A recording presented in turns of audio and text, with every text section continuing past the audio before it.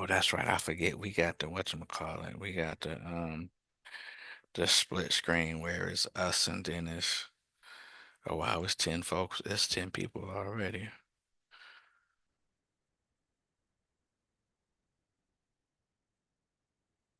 Hey, hey everybody that is here. Thanks for being timely. We are going to give folks a couple of minutes to join us.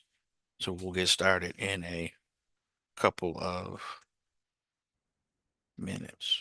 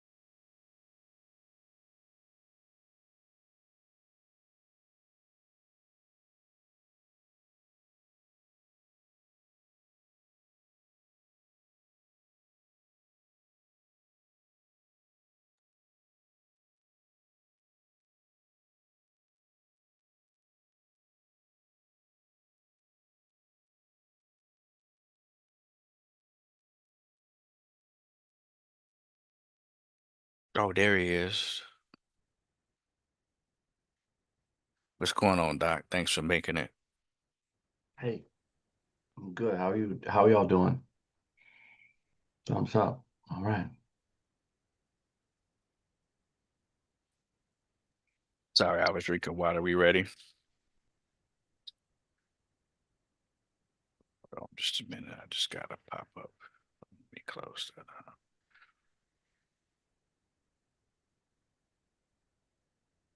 And she gon' is Latrice gonna just text you when she come in, or I just need to be vigilant, yeah, diligent and watch for her to come in. All right, all right. So good evening, everybody.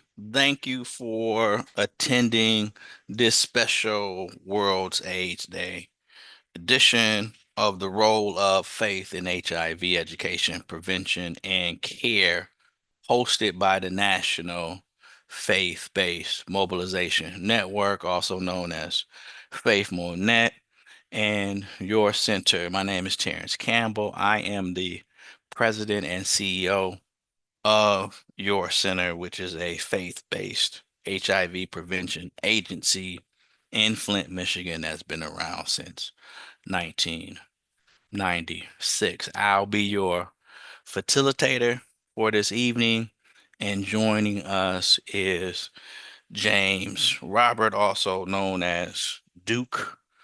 He is our Director of Technology and Metrics. I want to take a brief moment before we get into the event and recognize Faith Monet's board chairs, Dr. Michael Miner, Sister Lottie Miner, President Pastor Bernard Montgomery, and your center's board chair, Dr. James O. Shelley.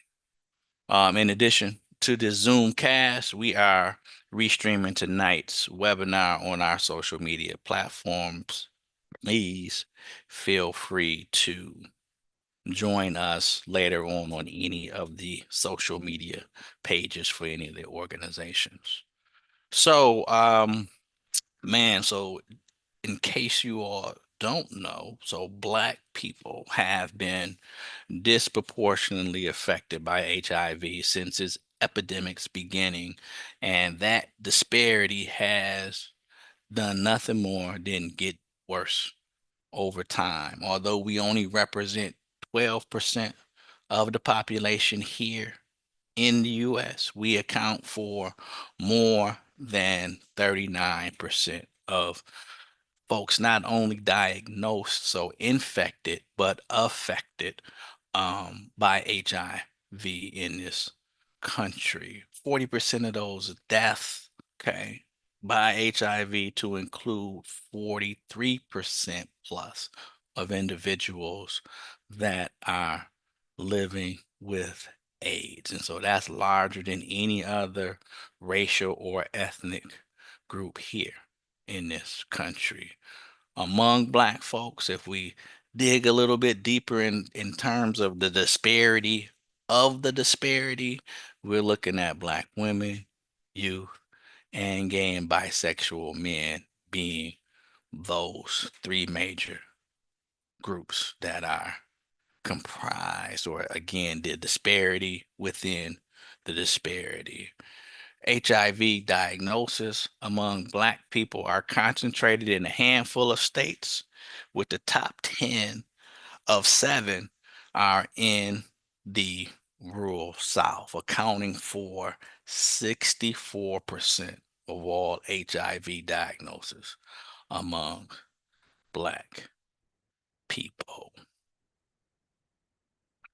But before we go into much more of these stats and why it's important for us to care, and the role that faith can play, has played, and will continue to play in helping us fight this horrible chronic illness, I do want to give a voice to the founder of your center, and be real transparent, my awesome and amazing mother, Bettina Campbell.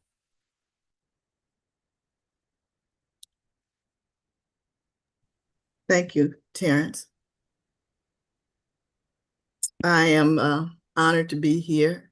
I had tried to avoid being on this panel, but I guess it was not to be. So I'm here today to talk to you about HIV and AIDS and kind of give you a basic overview of what it is, because we don't talk about it enough today. And so a lot of people don't know, and some have forgotten just what AIDS stands for. And, Proverbs 4:7 says, wisdom is the principal thing. Therefore, get wisdom, and with all thy getting understanding. And so tonight we're here to get a better understanding of what HIV is and why it is so critically necessary that we keep it in the forefront of our healthcare issues and that the church be involved. And so I've prepared a PowerPoint, and so Mr. Robinson is going to help me with that PowerPoint. So let's start this, Bettina, please. hold on. In your talking, I'm hearing a reverb. So if Dad is close to you, or you close to him, y'all need to get further We're away not. from it. Oh, that's interesting then. And it's interesting now that I don't hear a reverb. So I'm not sure what's going on, but I was hearing a reverb. Okay. Now, before I start my PowerPoint, Terrence, did you want the introductions, or are you going to do the introductions of the rest of the panel after I do the PowerPoint? I can't hear you. I thought I would do it after. Okay, wonderful. Okay, so what is HIV? HIV stands for human immunodeficiency virus. And it's a virus that attacks the human immune system. And unlike some viruses, like the common cold, it can't be cleared from the body. So once you have this virus, you'll always have this virus. But there are treatments available. Next slide, please. How HIV is treated. Excuse me, how HIV is transmitted. HIV is transmitted in 4 bodily fluids. It's breast, It's semen, vaginal secretions, breast milk, and blood. And it's not any other but those four, and it can be contracted if you come in contact with any of those through sex or sharing of needles, or if you come in contact with body fluids through any other way. Mothers can also pass the virus to their babies through breast milk, or during pregnancy, or also during delivery, and if they choose to breastfeed afterwards. Next slide, please. What is AIDS? AIDS stands for Acquired Immunodeficiency Syndrome. Next slide, please. I guess I wanted to stop and say too here that AIDS is a diagnosis. And although you can have HIV and not have AIDS, you can't have AIDS and not have HIV. So how can it affect your body? It attacks your immune system, and it destroys your CD4 cell count. And that's important because this is the part of your body that fights off infections. The more CD4 cells that are destroyed, the weaker your immune system becomes, and the weaker your immune system becomes, then the faster you you can go from HIV to AIDS. Next slide, please. Being HIV positive is not the same as having AIDS or acquired immunodeficiency syndrome.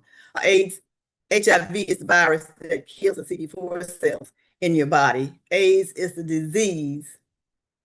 AIDS is the disease that can be caused by an untreated HIV infection.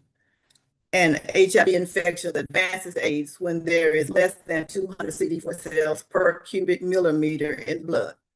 If this happens, it means that the immune system has become very weak, and someone can quickly become very sick.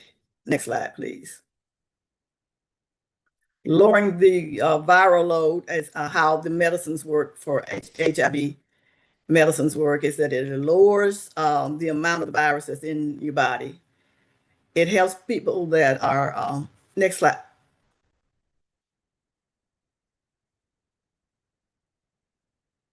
It raises the CD4 cell count, and it prevents from being able to transmit the virus. That's what HIV is. So I just wanted to kind of remind people about what HIV is, what AIDS is, and to know that there is a difference, because oftentimes we talk about them as if they are synonymous. We want to make sure that people understand that they are not, that HIV is the virus. AIDS are collection of symptoms that say that now that your CD4 cell count is dropped below 200, and you've had some of these what they call AIDS-defining illnesses, you now have AIDS. So once you get that diagnosis, even though your immune system can be boosted, you always have that diagnosis. But again, with all of the medications that they have now, you can live a long and fairly productive and happy, healthy life with HIV. Absolutely, absolutely. So let me take a quick moment before I get into the more conversational part of the presentation with you and the other presenters or the other panelists. Let me introduce the other panelists. And so the first panelist that I do want to take a moment to introduce, and then I'm gonna let her talk about herself, is Bishop Jefferson. I've had the pleasure of knowing Bishop Jefferson, and she reminded me I've known Bishop probably 35, maybe 40 plus years of my life, because I actually went to school with her with one of her daughters, and it was awesome to meet her when we came together at Bishop's event a couple of years ago. But she has been a strong advocate of health equity in Flint, Michigan, and abroad for a very long time. We also have the pleasure of having her serve as one of our board members in Flint, Michigan, staunch advocate for community-based participatory research. And beyond her roles as bishop, she is an executive director for, executive committee member for the Charles Mott Department of Public Health at at Michigan State University. She is also a commissioner for Mount Morris. And I'm gonna just let Bishop continue to her introduction herself. Thank you so much, Terrence. Let me make a correction for the Charles Stewart Uh-oh. School Yep. of Public Health. I am the elected community representative on the executive board at the Charles Stewart Mott School of Public Health. I am vice president of CBOP, Community-Based Organized Partners, and I am commissioner at Beecher Metropolitan District. So those are some of the things that I are doing and involved in. And I'm an activist all my life, fighting for the rights of the people. And my organization is Caution, Citizens Advocating United to Inform and Organize for New Direction. So that's some of the work that I do, and proud of it and excited to be a part. Awesome, awesome. And so the next person that I want to introduce on our panel that's here is Dr. Charles Centio. I have worked with this gentleman for, man, can you believe it, Doc? Where did the time go? It's been about 10 years. He's a licensed social worker as well as an associate professor in the let me make sure I'm saying this right, and then I'm gonna just pass it off to him for him to continue to introduce himself. An associate professor in the Department of Library and Information Sciences at Rutgers University. Dr. Centio. Thanks, thanks, Terrence and Bettina. It's great to be with you all and the rest of you.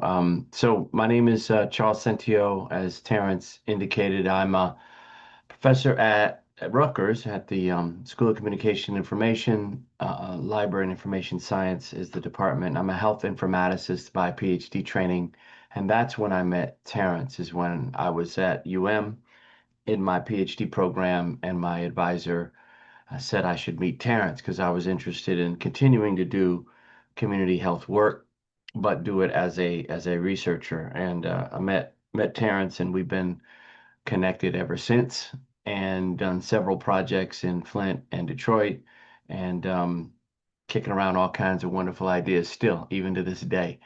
So I did some work with the Your Center specifically in 2017-18. I was interested in how participation as a peer sexual health educator or a sexpert influenced them years later.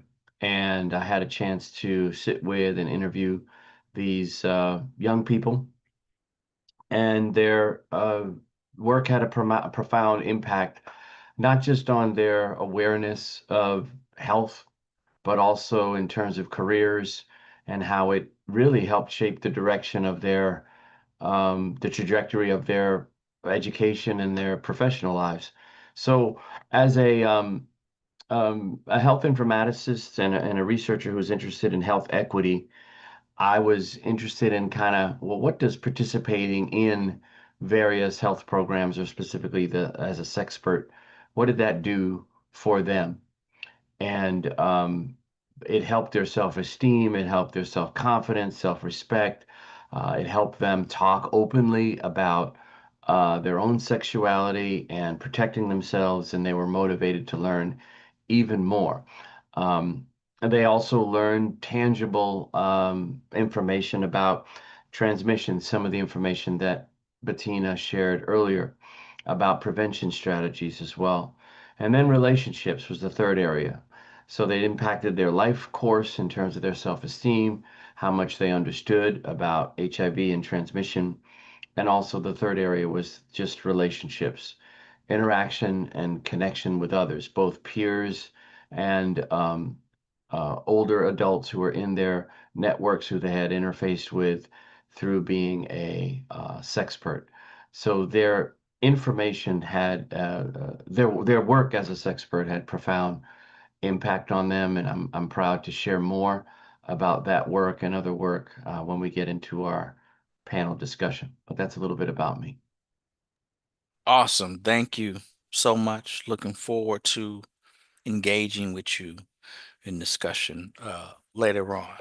So let us go back to the whole notion of HIV prevention and awareness, and let's just kind of set that context and just overall reproductive health, Bettina. And so why is it so important that we situate the conversation of HIV and other sexually transmitted, not diseases anymore? So we don't say STDs anymore. We call them sexually transmitted infections. So STIs.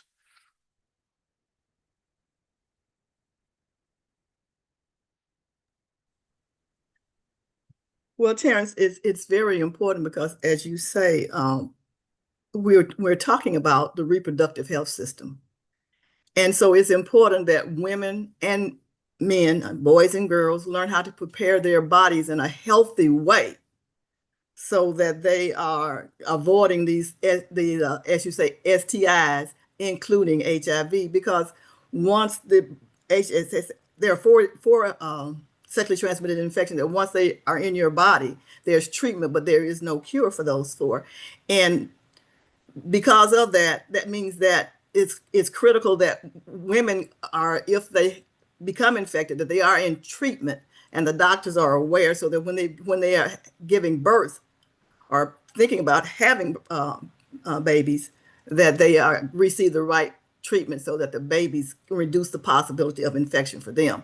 So I'm in Mississippi right now, and one of the critical things that we've learned or that we've seen over the last few years is that syphilis has a lot of babies. I think it's 45 babies were born in the last couple of years with syphilis, and so we know that once that can be a very crippling disease or even a terminal disease for the babies. So it's important that we take care of our bodies, that we understand what we are doing, and that we make the right choices and realize that we are responsible for our own sexual behavior, nobody else. So that's why it's so important that we talk about HIV, and we talk about the long chronic illness effects of AIDS to our bodies. You say 45? Yes. Oh my gosh, that is unfortunate. Yeah, and We're not gonna dwell on that. I'm sorry, go ahead, Bettina. Unfortunately, Mississippi is one of those southern states that have a high rate of HIV infection. So we need to learn as much as we can. Absolutely, absolutely. And so going back to the theme of what can faith or how can faith help us to combat this this illness, or excuse me, this infection, this terrible infection. Let me shift gears in terms of panelists, and let me talk with Bishop or ask her a question. So two-part question, Bishop. So first question, as a parent, why did you feel it important to get involved in your center's work, and specifically the program that we have is called Your Blessed Health? And just real quick for individuals that are not familiar with our work in Your Blessed Health, it is an intervention that Bettina designed specifically to help faith leaders and coalitions more actively engage in the fight against HIV. As a parent, I'm a parent of 10 children. And one thing that I promised that I would not do is sugarcoat or fake it with my children. They wanted to know something or needed to know something, I would tell them the truth. Not like when I was coming up, my mom said this and it was that, and it because she said so. We didn't ask questions and we didn't get no answers. One thing my mom told me, if I bring the baby home, no, if I got pregnant, I wasn't bringing the baby home. She didn't never tell me how not to get pregnant. She didn't never tell me what not to do. She just told me what happened if I got pregnant, that I wouldn't bring my child home. And my mother taught me to love. And so I knew that if I ever got pregnant, I was doing something with my child, even if I had to leave her house. And I respect her house and her home. So why did I get involved with the U.S. Center? Because they told the truth and they gave knowledgeable information, that it wasn't fake news, it was the real thing, something that you could take in, understand, and live by. And so not only did when I started going to the your center, I took my children when they had workshops and stuff, and there were questions that they had, and they'd had false information, and so they'd wait, and so one thing about angle sex, they didn't call it that, so I just broke it down in plain English where they would understand, and the person they were asking to understand, and that they could get a real answer. And that's one thing that the Bible says, that children get weaker but wiser. They are so wise. And so they know fake news when they get it. And when you give them fake news, what do? Come out and it becomes disastrous to them.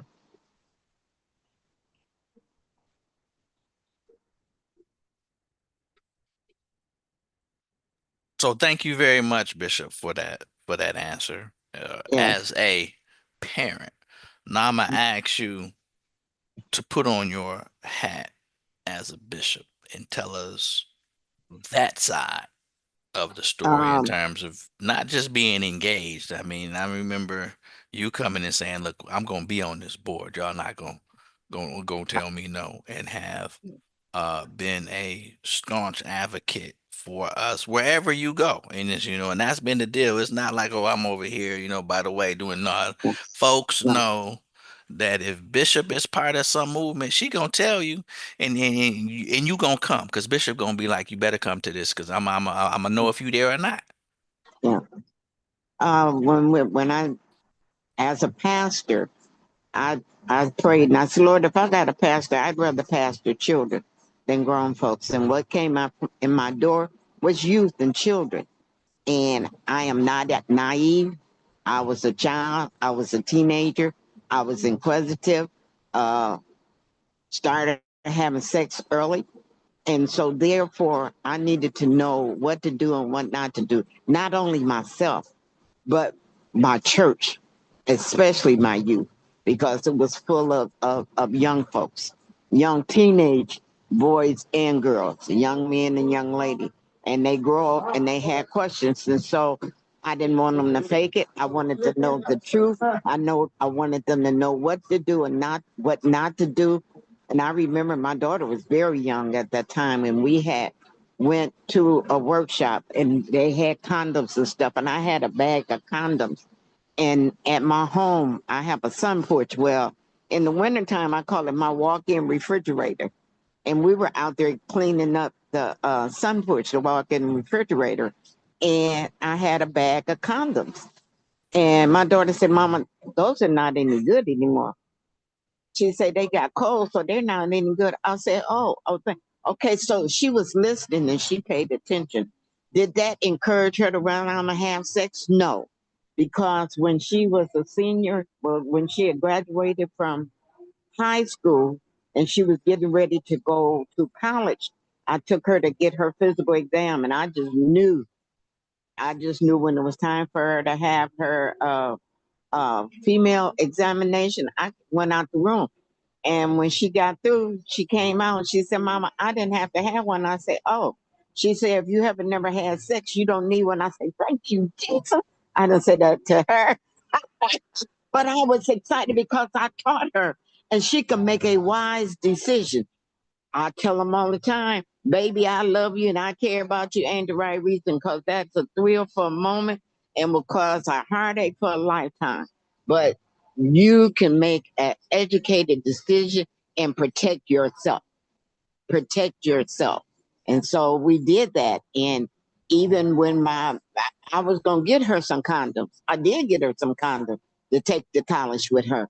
My one of my other members, when he got ready to go to college, his mom asked me, and I politely went to the Euro Center. I need some condoms for my young men, and I got them, and none of them came back with babies on their hips. They waited till they got ready to have them. They didn't come back with no STIDs. They didn't come back with no disease because they were educated. They were taught by the best. So excited. So That's what I'm talking about. and I enjoy if hearing the we don't excitement in teach your them voice. one thing, if we don't teach them, the world would teach them the wrong way. Absolutely. Oh, that's absolutely. Absolutely. Absolutely. All right. So let's shift gears a little bit. We do have one of our panelists that was able to join us. Thank you for joining us, Dr. Pashan. Hope all is well that way, and so I will give her an opportunity to introduce herself and then discuss the work that she's been doing with the folks there in the greater Memphis area with respect to faith, HIV awareness and prevention, and stigma. And here you go. Thank you. I appreciate the invitation tonight and my apologies for being late. I was at another speaking engagement. So I am currently working as a professor in the School of Public Health at the University of Memphis in the Division of Social and Behavioral Sciences. And I met Miss Bettina Campbell and Mr. Terrence Campbell during my postdoctoral studies at the University of Michigan in the School of Public Health, that I was part of the Kellogg Health Scholars Program. And during that postdoctoral fellowship, I learned about the CBPR principle. So that's a mouthful. It's community-based participatory research principles. And what that really entails is there's 9 principles that we follow in terms of engaging the community, from a research conceptualization of the question to designing a study, implementing a project, evaluating and disseminating research findings during panel discussions like we have tonight. And so when I first moved to Memphis, I started doing some of the preliminary work around just trying to understand what the landscape looked like in terms of HIV prevention and education, particularly in faith spaces. And so some of the things that I took from my postdoc really were things that Miss Bettina instilled in me around the social work tenets of meeting people where they are. We built off some of the earlier work that she was doing with the National Coalition of Pastor Spouses, with Sister Berryhill, and just being connected with other instrumental people that were working here in the Mid-South to kind of understand the lay of the land. And we looked at one of the manuals that they co-created with the National Coalition of Pastor Spouses to inform the current project that I'll talk about momentarily, to address stigma in churches. And so the earlier version of the manual kind of touched upon the ABCs, basic information about the social determinants of HIV, but we added some critical information with some of the advancements in science today, particularly around biomedical prevention, with PrEP, which I'll talk about too. And one of the big takeaways was the fact that it was important early on to kind of use some of those strategies that I learned in Flint, Michigan, with how to approach faith-based organizations by building rapport and eventually trust across both churches and community-based organizations that are providing HIV testing and education in churches, and then also working with other health systems by applying these CBPR principles that I mentioned.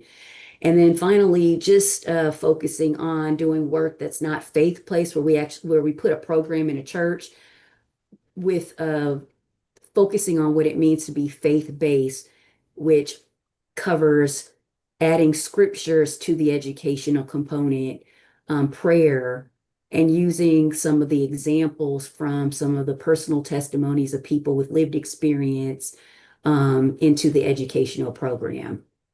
Is that kind of what you wanted, Mr. Campbell, or keep going? You are doing an awesome and amazing Okay. job as you usually do. Thank you. Thank you. So kind of in the first, so I've been in Memphis for about 15 years. I'm going into my 16th academic year. And early on, I was working very closely with young people, young adults, and youth. And over time, they began sharing, as they do, start venting and wanted to have more of an open space to talk about and manage HIV stigma. And they also thought it was important for other members of the community, like the church, to be educated about stigma to better support people living with HIV. So they would casually mention like things that were happening to them in terms of cyberbullying and just, getting ill comments about living with the package.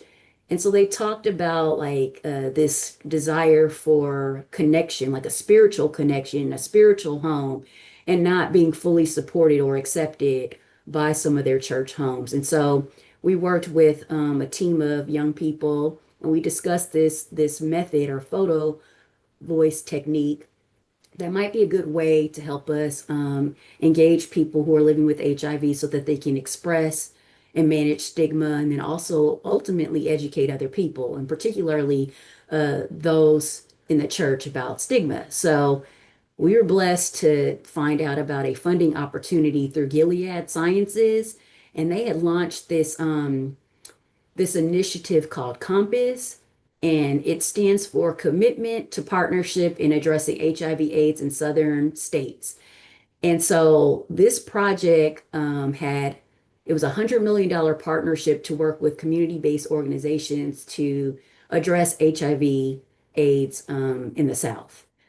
And so it was a 10-year commitment, and we were one of the first cohorts of people to be recipients of that funding. So I would highly encourage those of you that are on this call to consider um, signing up for information through Gilead in terms of funding opportunities with your church or faith-based organization if you're interested in pursuing HIV related research, if you want to tackle stigma like we did. And one of the calls to action was for us to address stigma, and specifically internalized stigma.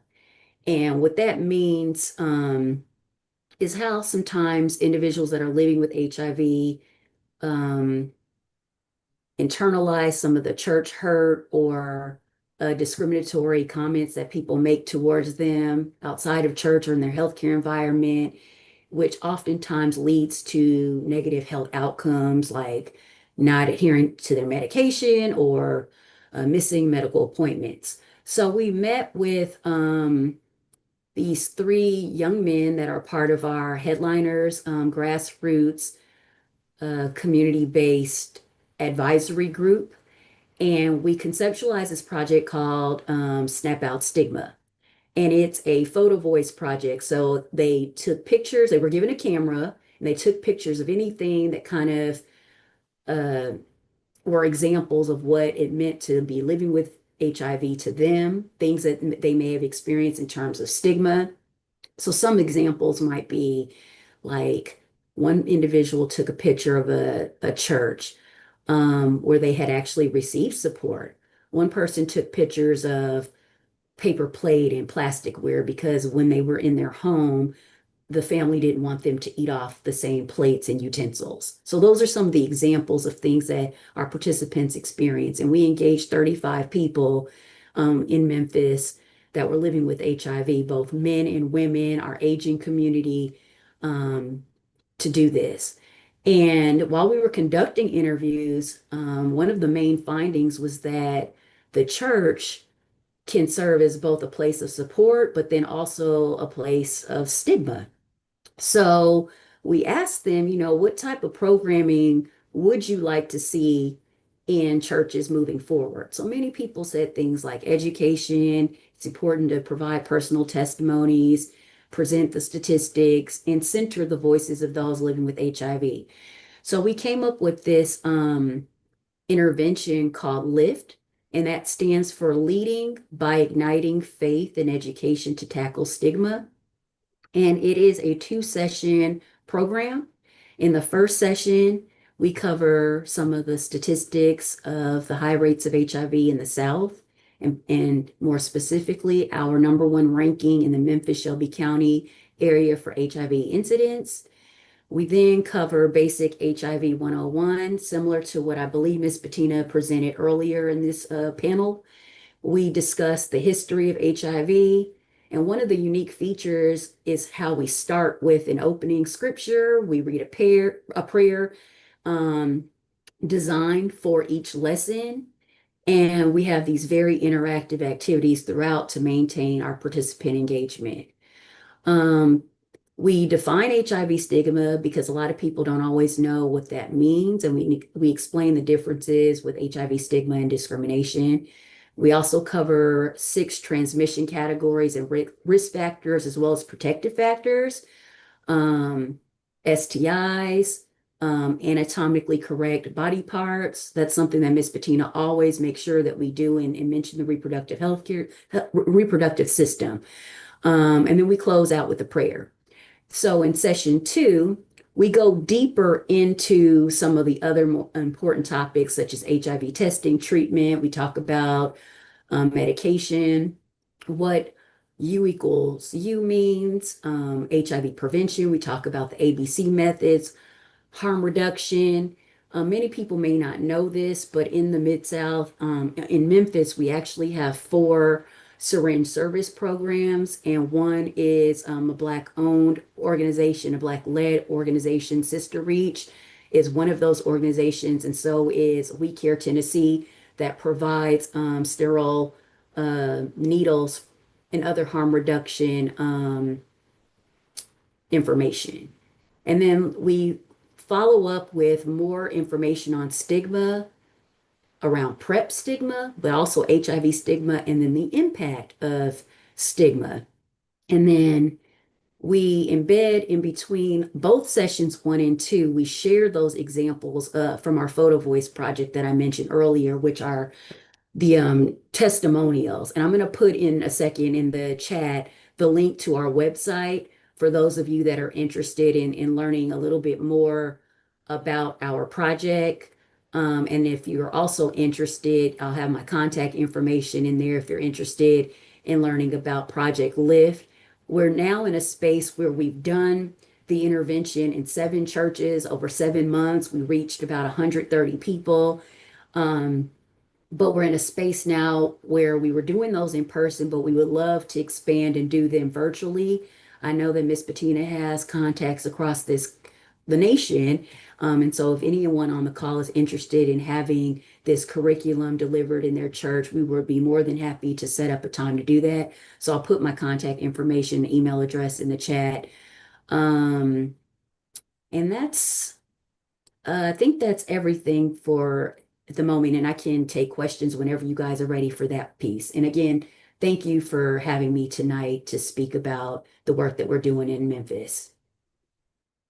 Oh, absolutely. Absolutely. And so before I go on to the next panelist, I see Bettina has her hand up. And so Bettina, I will defer to you. And then once you're finished with your question, would you speak to the humble beginnings of the sexperts before we have Charles speak to the sexperts, and please share my favorite story in terms of how we came to have the sexperts, or actually even the Healthy Sexy Vikings predated the sexperts. So Bettina. Okay, I did not have my hand up. I'm seeing it. But- As you got your. Oh, but okay. Well, I guess I'm but just. no, It's but up. I will speak to uh the two topics you asked me to talk about. I don't know how my hand got up. I didn't do that. I'm sorry. I didn't knowingly do it. But anyway, uh when we were working with the churches, there was there were a pastor by the name of Danielle Griffin, who, when we started early on, he said, we know that HIV is an issue and we know that it's in our community. But as a church, what we don't have is the ability to be able to talk about it because all of the messages that are out there support things that the church is diametrically opposed to. And so we can't support those messages in that manner. However, if you would help us to come up with a program that can be in the churches, we would be more than willing to do that. And so, working with 7 First Ladies, we created a program called Your Best Health. And these 7 First Ladies were across 60 nominations at that time. And the Your Blessed Health, it incorporated all of the things that the CDC said must be in any intervention to make that intervention be reliable and effective. And so what we did was add to that what the churches said that they needed to have, and that was that they needed to be able to have some autonomy in how the program operates in their church. They needed to be able to meet the guidelines of their denominational doctrines and practices. But they also wanted to have information or take form by what leadership of each individual church had. And so we created Your Blessed Health. And when we worked with the pastors and the first ladies and their identified individuals and trained them to be able to work with our children. And what happened is that the children they would come to sessions, and it was 5 sessions. And those sessions looked at helping them to understand what their values were, and based on those values, how they were making their decisions, then how they're communicating those decisions to others, and then how they're negotiating for behaviors and that they would and would not engage in. And so one of the young men, after going through his church and going through the session at his church, he was so excited about it. And he felt that his peers needed to know and understand what the knowledge they had got, because he said he knew what a lot of them were doing, and they were getting in trouble. And so he went to his principal at his school, and he asked his principal if they could have a session in school, an after school session. And the principal was willing to do that. And so we created the Healthy Sexy Vikings at this one particular school. And then when word got out to other schools, then children from the other schools thought that it was not fair for them to be able to have benefit, they not have it. And so they asked us if they could expand the program to the other 3 schools in 3 high schools that were in Flint. And so we did. And then because of that, they could be called the Healthy Sexy Vikings, because Vikings was for North High School. And so that's when Dr. Mark Campbell took the program, and the kids said that they wanted to be called sexperts. And she was like, well, you're not sexperts, so what I don't think the purpose of that. And they explained to her that because the name was attention getting, and that would allow their peers to feel comfortable coming to them and talking to them and asking questions. And so that's how the sexperts were started, and they did an awesome job of learning. They wrote their own plays. They wrote they did monologues programs. They had their own radio show. They worked with 4 pastors. They worked with them to create a church policy brief, and they did an awesome job. and they were ages 15 to 19.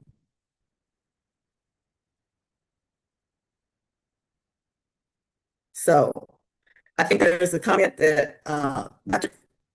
Campbell was on tonight. And there was a comment, she said it was a controversial and a way to get people interested uh, and talking about it. So we were honored that the young people decided they wanted to be a part of it. And it wasn't just people, young people that were, there was a mixture of young people, let me say that way, of sexualities and sex, so orientation. So it's like they were, and I'm very proud of who they've become today. Absolutely. Without question. And I'm very proud of the impact that not only did they have then, but they had continued to have. And that said, I will go back to Dr. Centio and let him continue the discussion that he was having in terms of the great article that we had for the sexperts in terms of their impact, as well as why Bishop and other or just the long-term impact of Bishop and other pastors. I think we were at what up to something like 450, 500 pastors across 13, 15 different states and 9 different denominations, to include the Muslims at their request, in terms of just the impact um, of our work,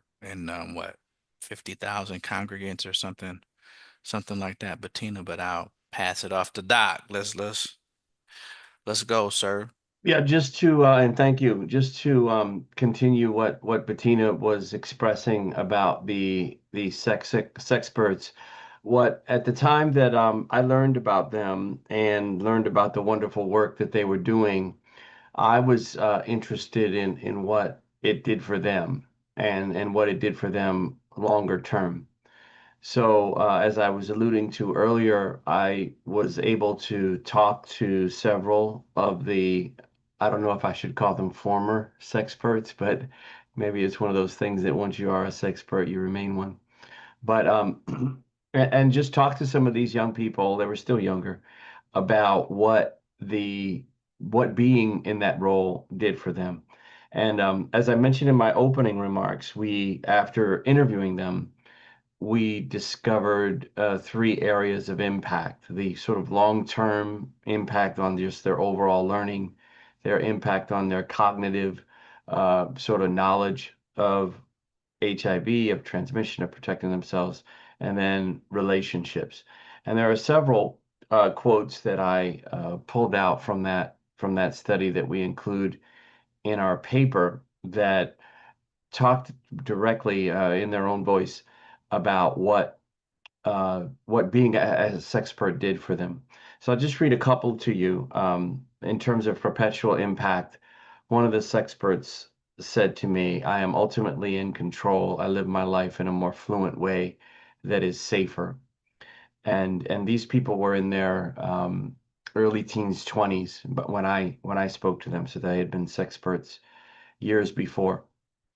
And in terms of cognitive impact, another indicated, "I was so informed, so educated about things, about sexuality, sexual health. Had I not had that education, I wouldn't be where I am today. I would not be the same person. I'm being so serious." I still remember that comment about how being a sexpert was just transformative.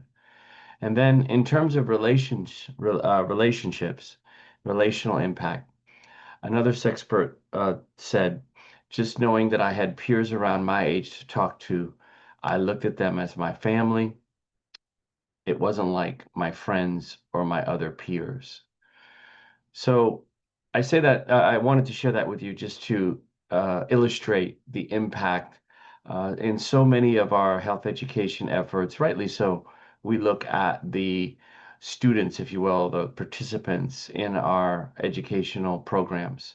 But it's more rare to look at what that role does for the person, the in this case, the young people who are helping to learn about and then disseminate information about HIV. And the role had a profound effect on these young people. And I want to make sure that we don't lose track of that, discount that, because oftentimes in our educational interventions, be it for HIV or other conditions, we look at the almost exclusively at the impact that it has on the participants that we're focused on, which again is appropriate, but oftentimes the people who are conducting the work also have a profound impact on their lives.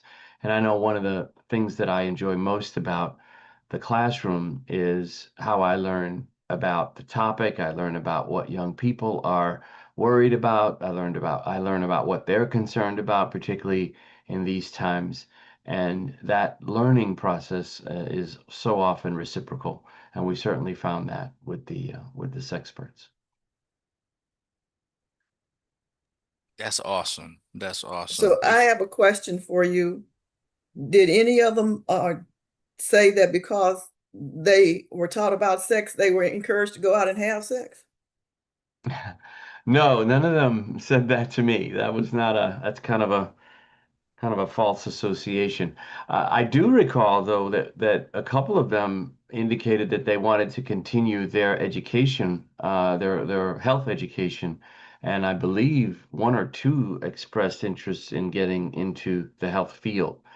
So, while I didn't hear of them indicating, at least to me, that it promoted sort of promiscuity or having sex, it certainly promoted them to engage more with this work and this important information, as well as this important educational work. But no, I didn't. None of them indicated that it was a catalyst for sexual activity. That's awesome. I mean, we've got what, at least I can speak to at least two that I know. So one actually has a radio show where he actually actively talks about um, how being a sexpert actually gave him the voice to be able to do the work that he does. And I was just going to ask Dr. Tamara, but she beat me to it that one of our other sexperts, and she was more of an introvert, and I just never thought that I would see her as a social worker, but she's a social worker in Grand Rapids, and she's been, I want to say, for maybe what, the past 10 years, that is what she has been doing. And so we've got folks, some of those sexperts that have gone on to be professional athletes and a whole lot of other stuff. And I missed all of your stuff, Bettina, because we can always say a mouthful about the awesome and amazing work that we did. Did you mention that they founded the APHA, Community-Based Public Health Caucus, Youth Council, in that Quentin, who founded the Healthy Sexy Vikings, he went on to be the inaugural president for that organization. Tamara was not in town working with us during that time, so I kind of took over and was one of the inaugural support team members. And your center was one of the inaugural organizations for again the APHA's Community-Based Public Health Caucus, Youth Council. And so not just showing the impact of our work on an individual and interpersonal level, but showing the organizational level in terms of your blessed health, but then also the community level institutionalization of that, because that was something that was founded back in 2010.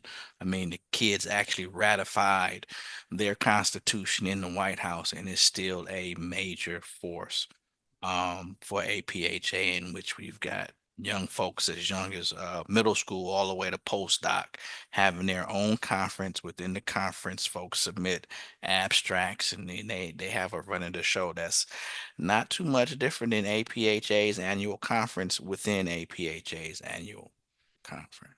Would you tell the people what APHA Oh, I'm sorry. stands? APHA, the American Public Health Association. And I think too that it's important that say that, churches often wonder how they can get this work into their churches, and they have working with the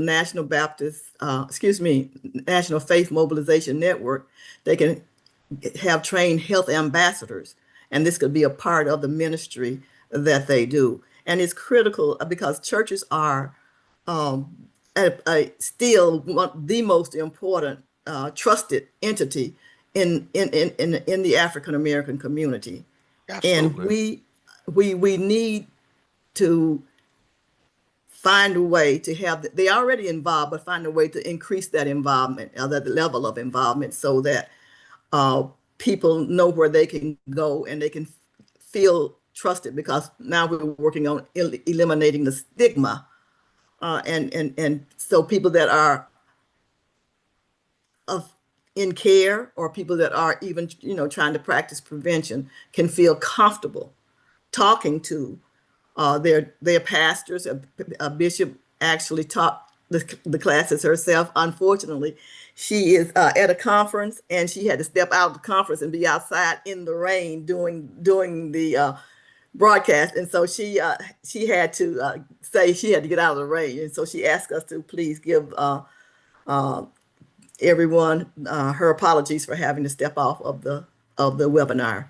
But I think that from not only her, but there were other pastors who were considerably older, because their children were grown and they had their grandchildren, but the kids actually felt comfortable having them be the teachers of the class and sharing the information. They, in fact, when I talked to some of the students and asked them, how do you feel having your pastor be, or your first lady be the teacher for this? And they said it was awesome. So I think that churches can take a role. I mean, they should take a role. They have taken a role, but they need to take a more active role. Absolutely. I mean, as we always say, saying it a different way. I mean, when folks have life-changing events, who are they more likely to go to if they don't have that kind of relationship with their parents? It's gonna be pastor or bishop. And at the very least, pastor or bishop should know who the Your Center in their community is, who the Dr. Prashan is in their community, who the Dr. Charles is in their community, so they can at least point them to a trusted community resource that's going to provide them with information that's age appropriate, culturally relevant. In our situation, we're talking about faith based, not just faith or community placed. Having said that, this Austin is always an awesome and amazing opportunity to get and talk to some of my mentors and colleagues, and in this work. I want to provide this opportunity specifically for folks that are in the audience that have not asked questions, did not know when to get in like double dutch and ask their questions. This is that time for individuals to ask any burning questions that they have. I do want to give other individuals that are on the panel with us, Miss White, Miss Palmer, if you want to say some words, this is your opportunity to participate as well.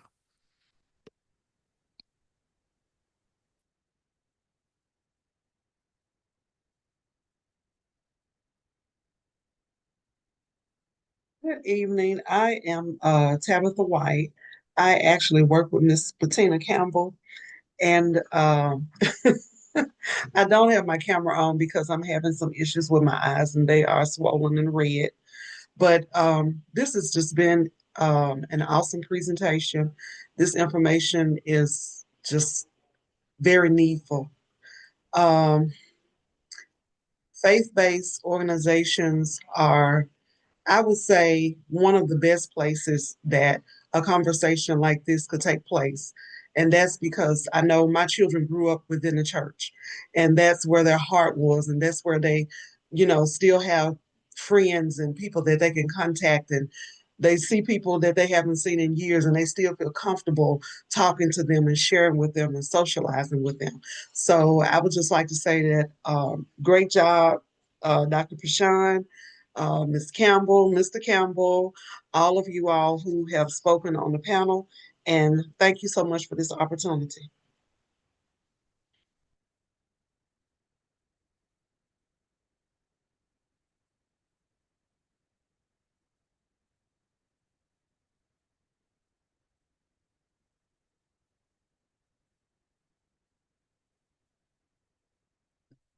So are we Anybody opening else? it? Y'all Do know? do we? Oh, I was opening. It's open to anybody, and y'all know I'm a true academic. I'm a true educator. I'm gonna pick on people because I see some people that's in here. I'm surprised she ain't made no comments as of yet. So I'm gonna pick on Baby July, see if she got anything she wanna say in particular. That would be Dr. Tamara Rose.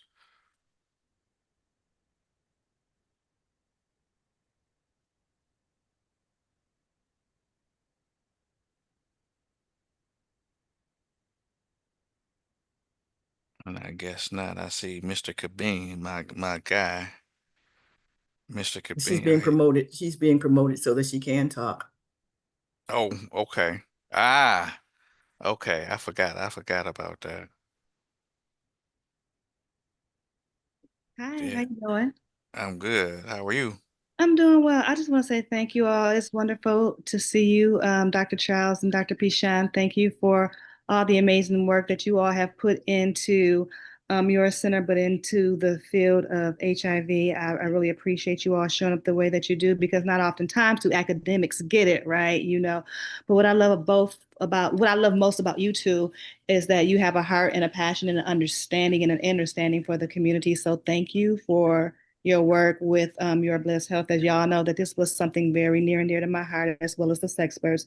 And so I just thank you. And I think that having this discussion, no, I know that having this discussion with the faith community needs to continue to be at the forefront because, as many have mentioned on this panel tonight, that historically the church is where folks go when they're sick and they are in need of healing. We rely on our faith and our spirituality to get us through those tough times. So faith leaders being prepared to be that safe space for the community and the congregants in their community is so important, and making sure that they are armed with the tools, especially when you live in the buckle, not just the Bible Belt, but the buckle of the Bible Belt is so important that faith leaders have the tools and the resources so that they are not actually becoming a barrier and that they're starting to view HIV and other sexually transmitted infections as the reproductive justice issue that it is. It's not just, a public health issue, but how does my human rights become impacted because I'm now living with HIV, or how does that impact my family's, their rights as well, because I am living with HIV. And so really having this conversation about the social determinants and the intersectionality of all of these things and how they come together is so important. And so I thank you, Bettina, for creating this space and being bold and brave enough and unapologetic enough in the Bible Belt to lead these discussions with audacity, because if we fail to have these conversations, we fail to provide an answer, we fail to provide a cure. So thank you. Well, thank you, Doctor. Awesome. But I think also that we should give thanks to the National Faith Mobilization Network for being bold enough to allow me to have this conversation, because the president, the board chairs, Dr. Michael O'Miner and Dr. Lottie Miner, and the board chair, Pastor Bernard Montgomery, see this as an issue. They truly understand. They understand the barriers that prevent people from being able to come to their church to get the spiritual help and guidance and comfort and support that they need. and they have taken the opportunity and the time to understand and to become engaged and involved in this work. And we want to say thank you to them. Also, I That want to said, take oh, okay, go ahead. I want to take the time to just do a quick wrap up of what we talked about, and the fact that reminding people that HIV means human immunodeficiency virus. AIDS mean acquired immune deficiency syndrome, acquired because you're not born with it. You have to get it from someone who's already positive in order for HIV positive, in order for you to become HIV positive. HIV is the virus. AIDS is the chronic illness that's caused by the virus. And that you can have HIV and not have AIDS, but you cannot have AIDS and not have HIV. There is no cure. So once you have HIV, you will always have HIV. So it's up to you. It's up to you to be your own protector. And it's up to you, if you are engaging in the behaviors that we talked about tonight, to go get tested and to know your status. And if you are found to have HIV, then to get into treatment, because the sooner you're into treatment, the longer, the better quality of life and the longer quality of life that you can have. Because remember, the medications that are with HIV, they raise the CD4 cell count, they lower our viral load, they prevent viral load replication, and they help prevent transmission. So with all those things working for you, HIV is no longer a death sentence, but you can live a long and healthy and happy life with HIV if you get into treatment and get the support system that you need. And we are building that support system tonight through the churches. So again, thank you all for being here, Dr. Pishan, Dr. Cintio, and Terrence for agreeing to facilitate this, to Duke and to his team, Tabitha and Kelsey, for being a part of this webinar and helping us to be able to get the word out tonight. That said, it's two people that I want to make sure I give an opportunity to wrap us up. That being, I have not spoken to Sister Lottie in a while. I hope she's doing well. But Sister Lottie, if you would like to say some words, and I'm seeing that I need to click to allow you to talk, which I have just done.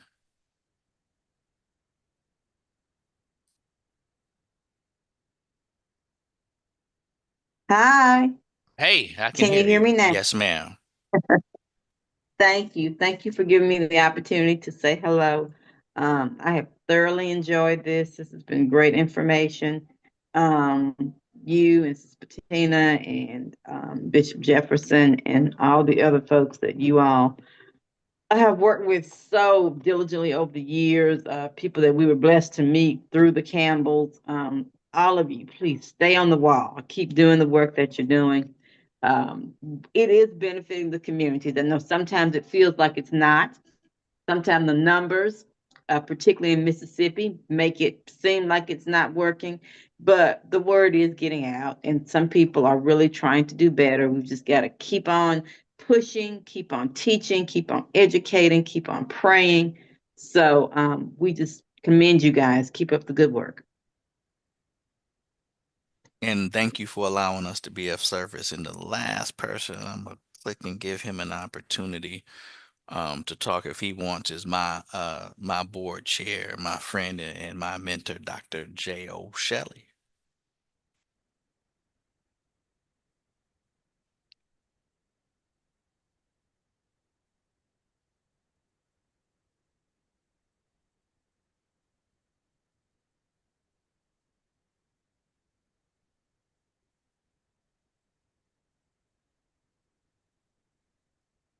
Oh wow, I did not know that, Tamara. Wow, that makes tonight even more impactful. I guess Doc Shelley doesn't know. Hold on, let me see. Let me do this because I see he is. Can you hear me now? Yeah, I can, Doc. How are you, my I'm, friend? I'm good. I was saying that this tonight has been a splendid opportunity to share some pertinent information regarding our people as a whole. I've known a number of people that have that have contacted this disease, and for some of it's been very devastating.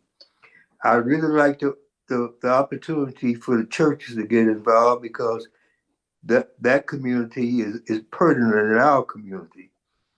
And I'm just thankful that we're marching forward. And I can't say enough for our guests tonight for everything that you've done to help us bring this information to the public. So thank you all very much.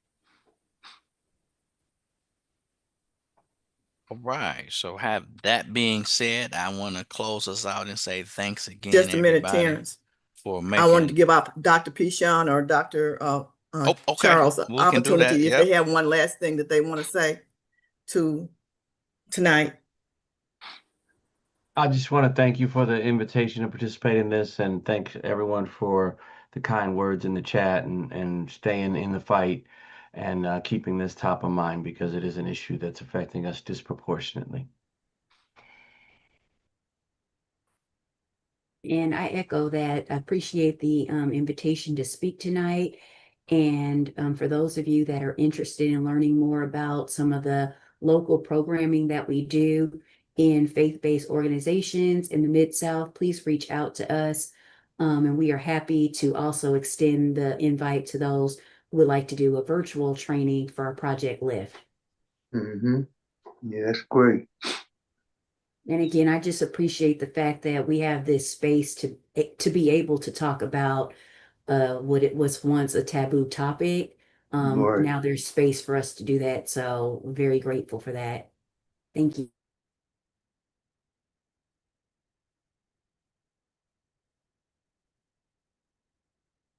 Okay.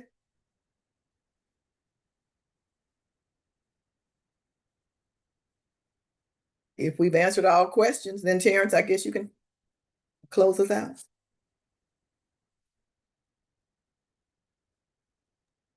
Well, again, thank you everybody for coming. It is always a pleasure to engage in this event annually. It's always a pleasure to see who's here. And I'm just going through. I mean, I haven't seen Tanya in forever. I appreciate Tanya, and I got family members, aunts, uncles, my road dog, Mr. Kabing.